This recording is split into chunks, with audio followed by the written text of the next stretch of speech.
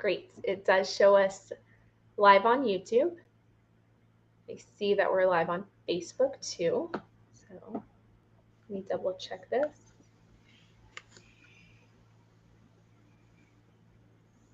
And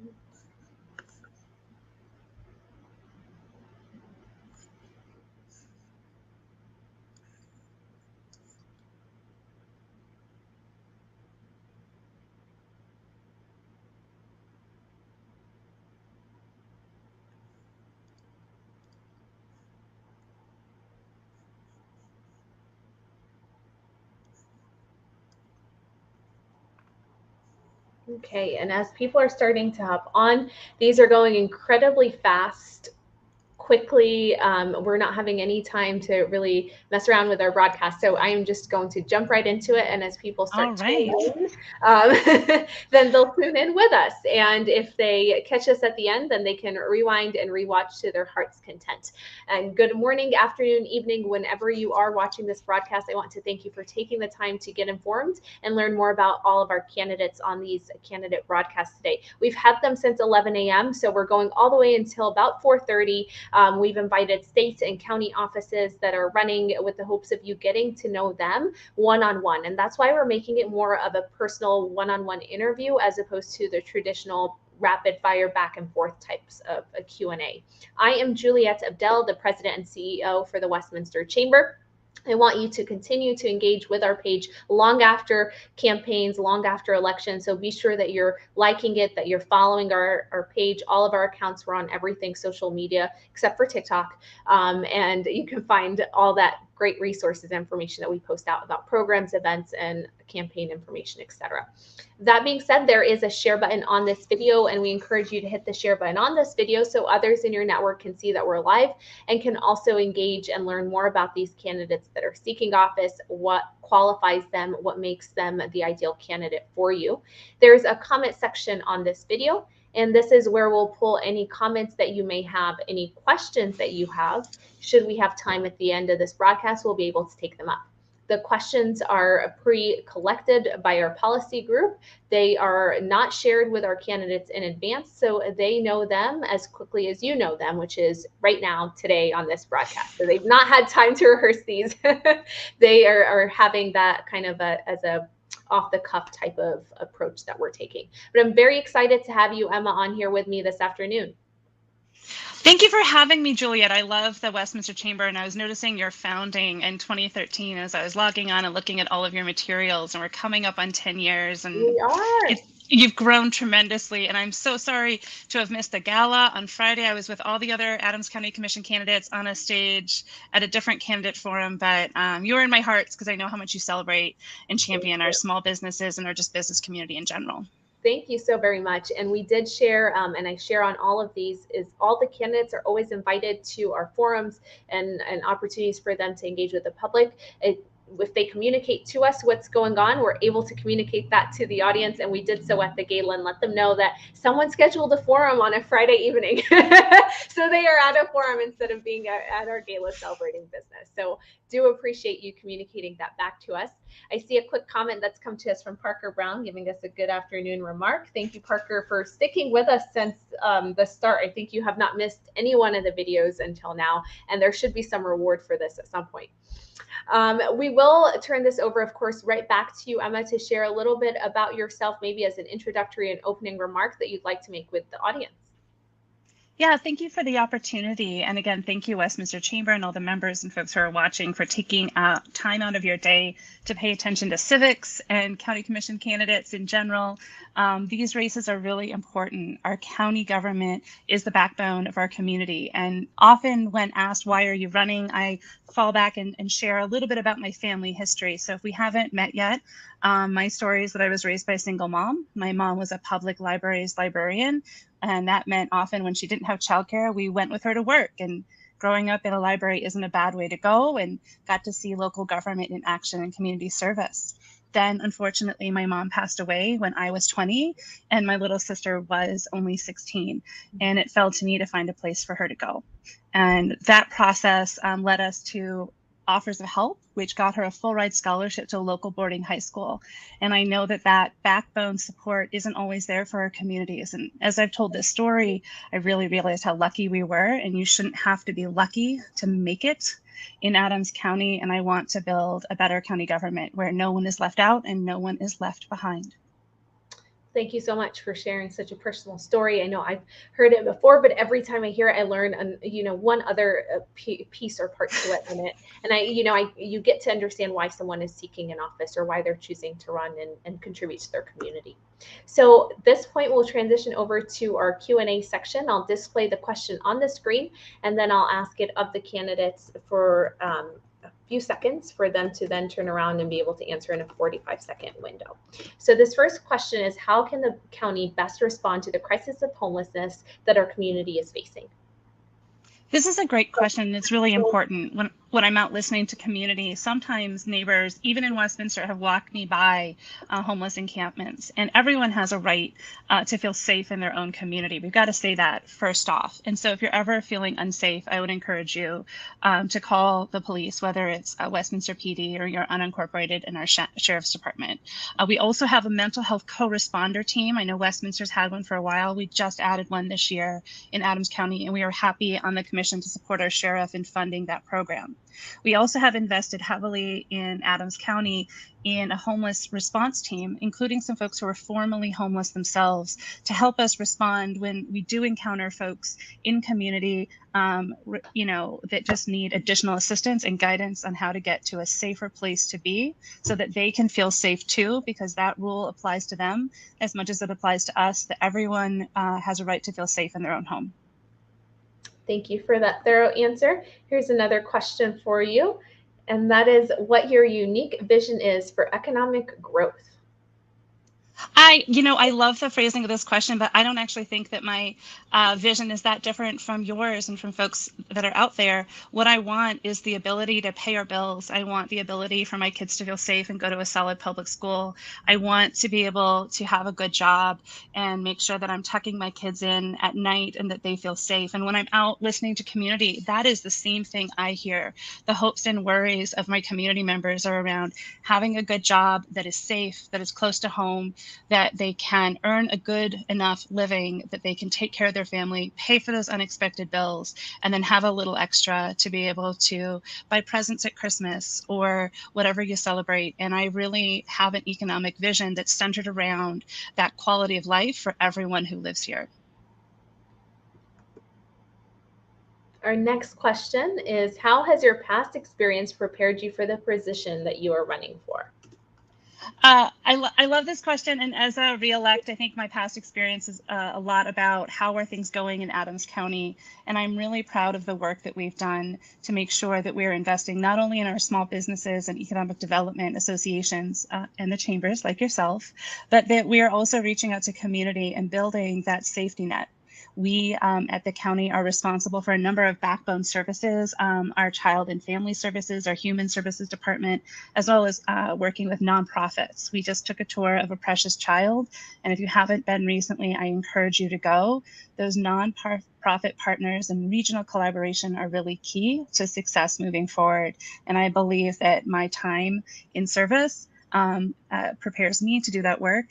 It's also worth mentioning that I serve on national committees on economic development with the National Association of Counties, as well as the International Economic Development Task Force with that organization, Adams County Regional Economic Partnership. And so for me, I'm really investing a lot of my personal time in trying to understand what other communities are doing well so that we can replicate it here.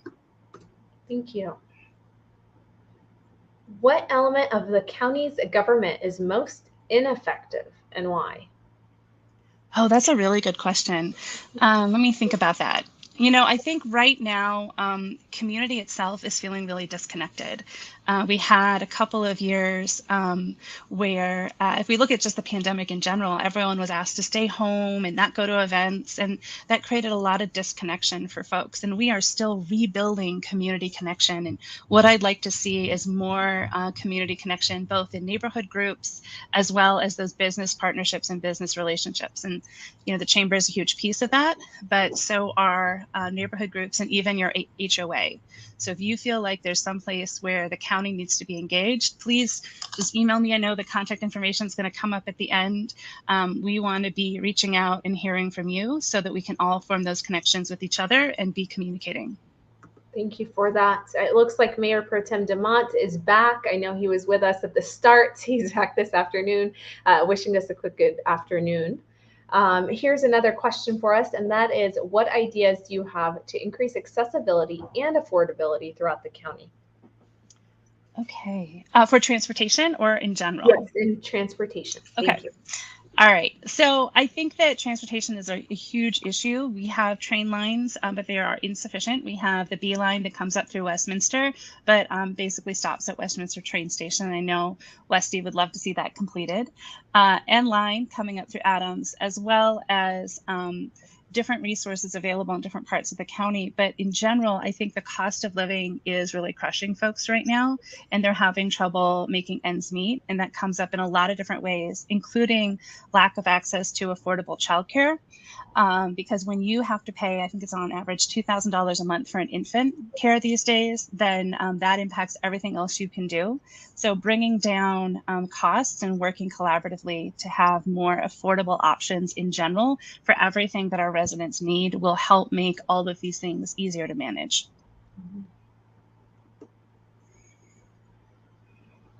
What one part of county government would receive more attention if you were elected? Oh, that's a good one. I'll just talk about something that I'm proud of right now. I'm proud of a pivot that Adams County has made. We were part of a regional health department for many years, and we recently pivoted to having our own health department, and we are rapidly scaling that up. It is a decision that will enable us to have a health department that actually reflects just Adams County and focuses exclusively on Adams County and on our needs. We have just appointed our Board of Health. There are 2 doctors, 2 nurses, and a GIS and information specialist. And on balance, one's a hospitalist, one has a PhD, one of the nurses has a PhD, one of them works at a federally qualified health center, and there's a balance of experience, and they are building out a program that I think will serve community, everything from testing your well water to restaurant inspections to our WIC team that we were just able to negotiate, hiring all of them, keeping them in their offices. We literally even negotiated their office furniture so that January 1, the WIC team will just turn over, be in the same place with the same human beings serving community. But this time their focus will exclusively be on Adams County, as is their administration and their chain of command. So I want to see that enriched in community, and again, improve the communication between public health and community. Thank you. What proactive strategies will you implement to recruit businesses to the county? Oh, I love this question. So as I mentioned, I serve on 2 economic development, one committee and one task force with National Association of Counties. And then we also just hosted site selectors with Metro Denver EDC, and we took them on tours of industry in Adams County. We need to have a really balanced industry of a couple of different sectors, because economic sectors do well at different times. Every once in a while, they're all doing well at the same time. But generally speaking, the more diverse your economy is, the better it is and stronger. We have aerospace concentrations out here, so we took them up to Colorado Air and Spaceport, which is a property owned by Adams County. We also took them over to the Fitzsimmons Medical Campus, and they toured, I didn't get to go, but the site selectors who place corporate headquarters toured by helicopter huge sections of Adams County. And so making sure that we are investing in existing businesses while encouraging economic diversity to flourish, I think is our path forward. And to me, that means being connected up to national groups like the National Association of Counties, as well as regional groups like yours or Adams County Regional Economic Partnership or the Metro Denver Economic Partnership. What do you believe are the duties of a county commissioner? Oh, I think that sometimes the duty of being a county commissioner is that you are the connector of people to information, and we try to empower our employees to be those connectors as well. And we are constantly looking at our services to make sure that we're providing good services out to community. We Also make sure that we have our human services team up and running and are constantly working with them. That's actually in Westminster, up at 120th and Pecos.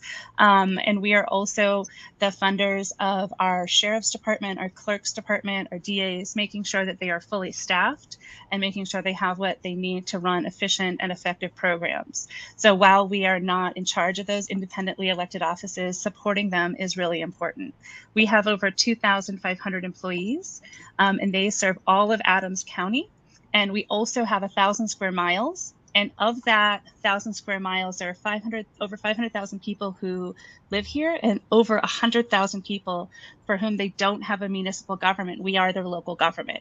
And so that's everything from making sure that their roads are plowed, they get curb and gutter, that they have safe response times from first responders, but they also feel connected to community if they need to use our unemployment services or human services or any of those county backbone services that stand there behind community to help make it stronger and more stable.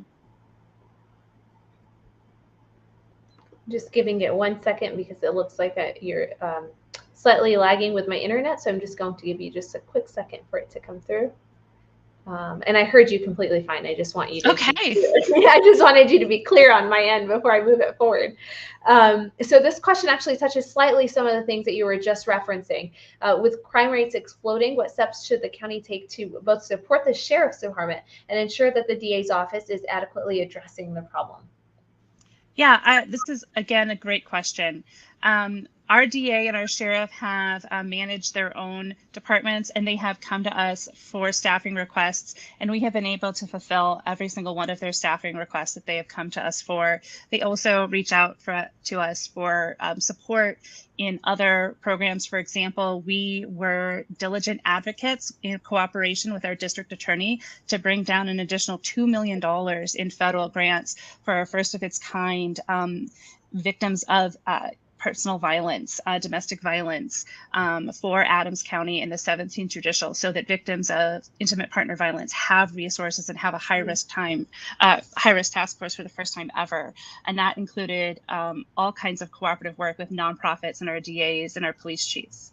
We also did something similar with our sheriffs, and when they came back to us for staffing, we also were able to support additional staffing for co-responder for mental health support.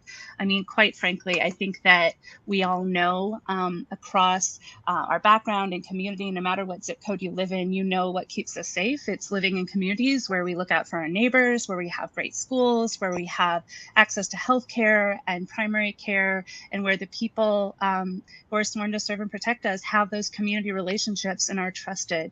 So trying to make sure that we're fully staffed so that those folks can prevent, investigate, and solve crimes and treat all of us equally. And that includes building those good relationships. Excellent, thank you. And I know we have time for one more question. I don't want to lose sight of Stacy. I also see Commissioner Kraft-Tharp that's on here with us. Thank you both for tuning in. Of course, you can always rewind, replay, rewatch this, and reshare this to your network as well. This question is asking about your position specifically. So as County Commissioner, what do you feel is the biggest challenge for that position that you're seeking? And what are areas that need improvement, if any? Why? Right now, I think the areas that need improvement is honestly, folks are facing a huge cost of living. We keep seeing unemployment numbers that look good on the surface, and the economy and the GDP looks good on its surface.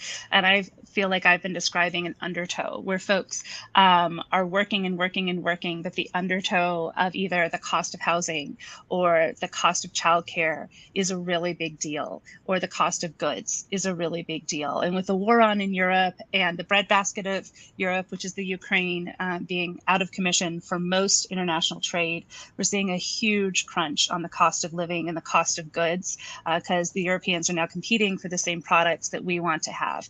And given all that going on in community, how do we build stability right here? And I think the way we build stability right here in our community is by working on these projects one at a time.